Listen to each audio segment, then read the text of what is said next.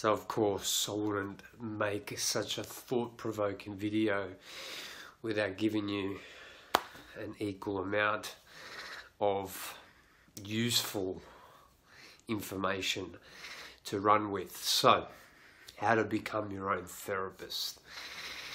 This one I can wholeheartedly testify to because I never had a therapist. Just didn't have it was never around me. I never even thought of that I would ever need one, right? And when I got taken up with thoughts and emotions that weren't congruent with happiness, I didn't know that I could go and get help. I just thought it was just up to me to figure out. And it was up to me to figure out. And I'm glad that I had that mindset. So, just think of when you go to your therapist of any kind, you get some kind of comfort transaction, you get stuff off your chest, you feel like you're being heard, you feel like you're understood, you feel like there's some kind of attention and love coming your way through the other person. My whole spiel until I die is, why the hell can't you get that from yourself? Why can't you talk to yourself? Why can't you comfort yourself? Why can't you give yourself the love and attention that you will? We all require love and attention. We all require some kind of, you're important, Shane. I'm here for you, Shane. We require that. But what most people don't understand is that you can actually get those needs met by yourself. And I'm not this lone wolf just out in the bush, no one around me. I'm all good, I don't need anyone. I love playing that archetype, and I'll make a video about that archetype because it's very much necessary to have that archetype in your wallet of archetypes. But I enjoy people's company. I've got a girlfriend, I've got 2 dogs, I've got a new niece from my brother who's just had a little baby girl. I'm going to enjoy having people around me, but my core needs, my core wants, and the cravings for attention, and the cravings for being understood, and the cravings to be just loved, in essence, come from within. Totally from within. And then everything else is just a bonus. Just like the mountain bike for me at the moment is just a bonus of happiness. Yes, it makes me extra happy when I ride my bike, but the happiness is already there. The soil is very fertile of happiness for me. So when the mountain bike comes and puts some water onto that soil that's already rich in happiness, it just blossoms. And you can get the love and the comfort and the understanding all by yourself. So that fertile's nice, that soil's very fertile, it's already nice and moist. So that when you do have someone who really understands you, it's a bonus. You don't need it to survive. You don't need it to feel understood. You don't need it to have things get off your chest. You can get your own shit off your own chest. And that's very much at the foundation of Student of Life, is become self-sufficient. Become your own therapist. Become your own coach. Become your own source of love, your own motivation, your own inspiration, your own everything you look for outside of yourself, with the catch-ups with Jenny and all the catch-ups that you have and all the therapy that you have. Get it from your own internal dialogue. There's nothing metaphysical about it. It's a matter of talking to yourself when you feel like killing yourself. It's a matter of talking to yourself when you feel depressed as hell. It's a matter of talking to yourself. When you have the night sweats of panic attacks, that your body is convulsing in sweat, and you just got a rage and fury of wanting it to end. It's waking up the next morning and having a conversation with yourself about what happened. You don't need to go and pay someone to listen to you. You don't need to go and make sure that you've got a friend to go listen to you. You can talk your way through that stuff yourself. Oh, but Shane, you'll be insane if you talk to yourself. You'll be put in a mental institution. Good. If that's what they call insanity, I'm more there. I'm the king of insanity. Talk to yourself. That's all therapy is. You're talking things over. You're analysing. You're deconstructing what's going on. Psychoanalysis, all that is your mental analysis. You're just analysing the mental framework, the psychology. You can do that with yourself, and I highly encourage you to do that with yourself. So what does that look like? If you have anxiety, go into it. Talk to it. Paul Chek says if you can name it, you can tame it. What that means is if you can see that the anxiety is there, or the depression, or the suicidal thoughts, or whatever, label it. Label it as whatever it is. That's my lower self. That's my ego. That's this. That's me being judgmental. That's whatever. Detach from it. Don't think that that's you. Number one. Number two. When you label it, and you can name it that that's my anxious self trying to get my attention. Speak to it. Speak to it in the form of, okay, why are you giving me these anxiety, feelings of anxiety? Why are you giving me these thoughts of suicide? Why are you giving me this feeling of depression? Why do I feel like shit? Why, Shane? Why? Sure enough, may not happen within 10 minutes or 1 hour. In my case, it took me months, right? You'll start to realise, Shane, you're off track. You need to start to make a plan. Shane, you're not meant to be in London. Shane, you got to go back to Australia. I got intuition as to what I needed to do to align myself with who I needed to be. Because I asked myself, why? Why do I feel like shit? And your psychologist is just going to ask you, why do you feel like shit? And you're going to say, well, blah, blah, blah, blah, blah. And then he or she will say, well, how does that make you feel? And you're going to go, blah, blah, blah, blah, blah. With the feeling, when you understand how does it make you feel, you take ownership. That's why they ask you, how does it make you feel? Oh, well, I feel terrible. You know, I lost my job. My husband cheated on me. My kids don't like me. I've got cancer. How does that make you feel? Feel like shit, doc. I just want to kill myself. There's no hope for me. My family doesn't accept me. I don't know what to do. Good. You've accepted. You've taken responsibility. You've portrayed the facts. What are you going to do about it?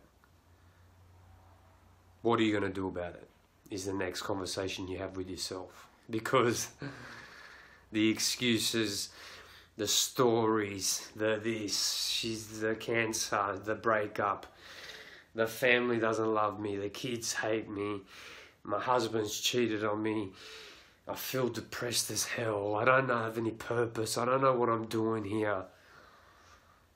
Okay? That's just excuses. That's a story. Once you get it out off your chest and it feels good just to vomit that out, what are you going to do about it? What are you going to do about it?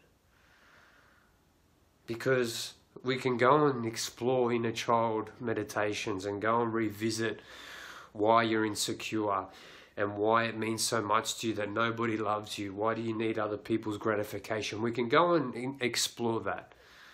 Then you may need a trained therapist to do that. Well, I won't say a trained therapist because I can do that and I'm not a therapist, but you may need some help with that.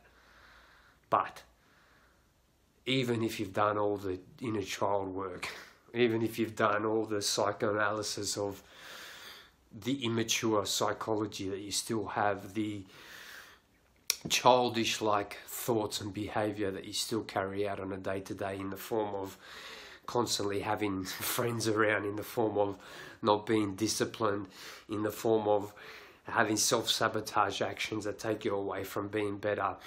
That's childish psychology, that's childish behaviors. We've all got them.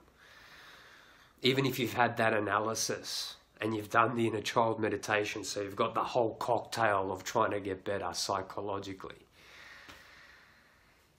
If you don't do anything about it in the form of what are you going to do, what actions, what changes in your behavior will you now move forward with?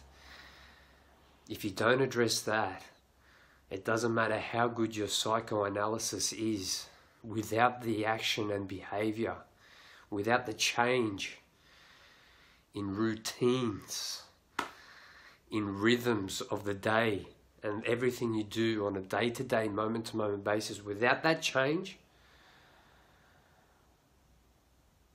you'll just revert back to where you were. You'll just keep attracting more cancer. You'll keep attracting more boyfriends that will cheat on you. You'll keep attracting more family members telling you that you're not good enough.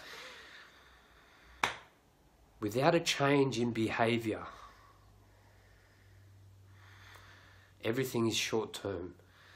Every remedy, every change in whatever you're doing, if it's not consistently done, you always revert back to the subconscious, which we talked about yesterday. And that's going to keep attracting to you what has been attracting to you till today. And that's how you be your own therapist. You keep having these conversations of, why do I feel like that? What can I do that'll take me away from that?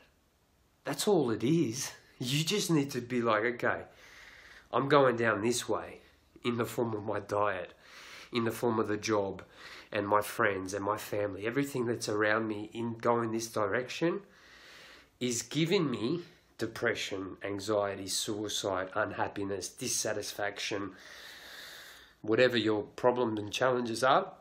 That going that way is giving you that. You, as being your own therapist,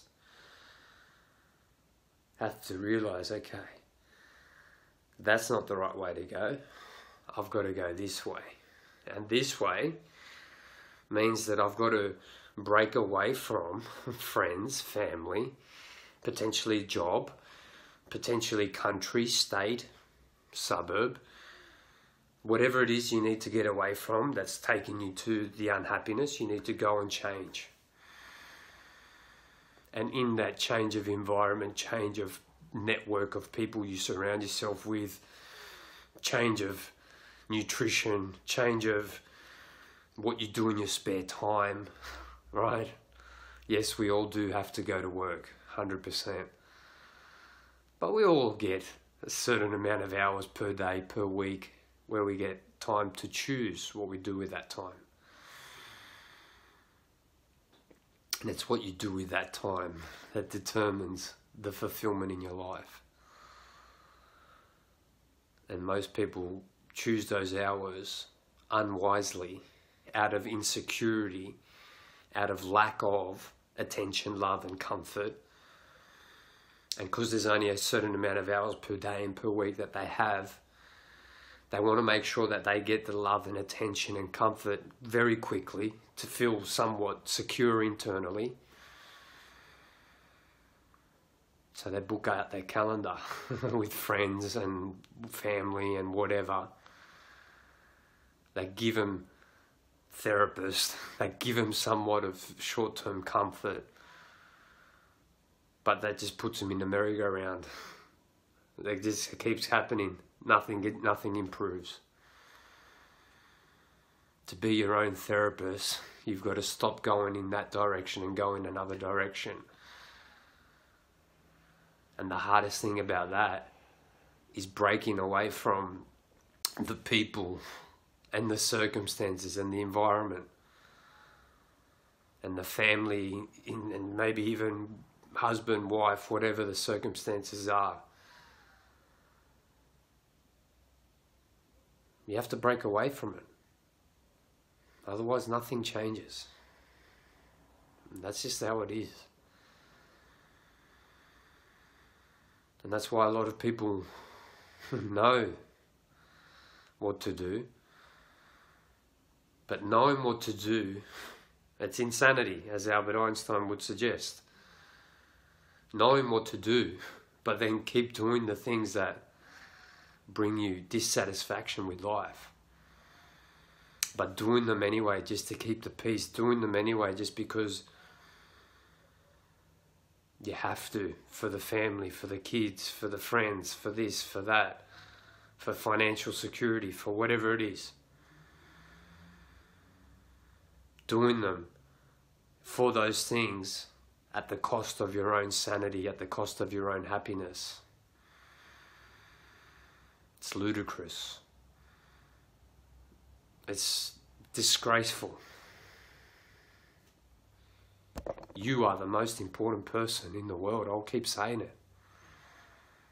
Don't sacrifice your internal fulfillment, your internal satisfaction with life to keep the peace, even if children are involved. Especially if children are involved, because your children will grow up and see and work out that mummy, she wasn't all that happy. She wasn't all that present. They will eventually see that you're in pain and suffering and take that on energetically into themselves. So your selfless act is actually quite selfish, because they now take it upon themselves to worry about you. Let them be free. But the only way they be free is if you be free. And if temporarily you have to break away from them, long term, I can assure you, they will respect what you did, whether it was to break up the family or whatever was necessary. And that's the extremity. For the rest of you that don't have children involved or families or whatever, there shouldn't be any plea to get you to be selfish enough to go down the dark road on your own. And for you, the rest of you that don't have the family to do that, you're just scared. You're scared of being on your own. You're scared of to see what's down that path. You're scared of breaking away from friends that make you feel good, initially short term. You're scared of breaking away from that because it's comfortable. It's not fulfilling. It's not fulfilling, because you wouldn't watch this video if it was. But you're scared. And the only way you push through that scared feeling is knowing that if you don't do it, if you continue down the path you're in, being surrounded by friends and family that make you feel comfortable but don't bring you happiness, you have to realize that that is only going to compound. You're only going to feel more depressed and more suicidal and more unhappy. You got to be brave. You got to have the courage enough to go in your own direction. And I know for sure, if you ever want full inner peace, internal satisfaction with life, you're always going to have to walk the path alone at some stage in your life. But it's walking down the path on your own that you truly know what self-love is, because you truly understand every part of yourself without any projections from anyone else, without any kind of insecurities from anybody else. When you go down the path by yourself, you really get intimate with who you are, which will then lead to who you want to be. And then the journey of self-discovery begins. Because self-discovery isn't knowing who you are. Self-discovery is creating who you want to be.